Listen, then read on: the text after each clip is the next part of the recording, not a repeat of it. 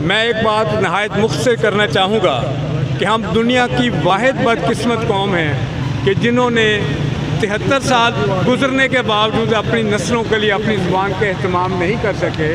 اگر بنظر ہر دنیا کے ہر خطے میں اپنی زبان بولی جاتی ہے، پرندے درند چرند ہر ایک کی زبان ہے۔ ایون ہم بدقسمت لوگ ہیں کہ قائد اعظم کے کہنے کے باوجود کہ ہماری نسلوں کی تربیت جو ہماری زبان میں ہونی چاہیے، اور ایک عرصہ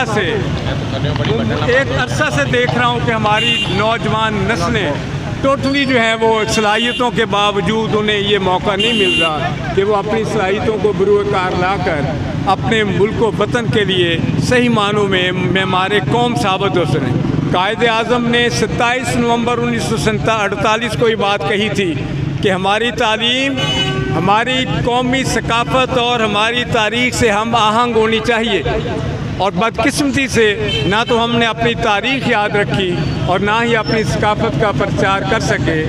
میری صدر مملکت، وزیر اعظم، تمام حکومت کے عہدیداران سے یہ گزارش ہے کہ خدا را ہم پہ رحم کریں اور ایک عرصہ تک جس بات سے ہم محروم ہیں اسے رائج کیا جائے تاکہ ہماری نسلیں اپنا مستقبل سنوار سکیں۔ اور میں تمام احباب کا شکر گزار ہوں جنہوں نے اس کے گرمی کے باوجود یہاں پر تشریف لائے۔ ہماری تحریک کے صدر پروفیسر جمیل بھٹی صاحب اور دوسرے تمام عہدیداران جو ہیں وہ مبارکباد کے مستحق ہیں، وہ یہاں پر تشریف لائے۔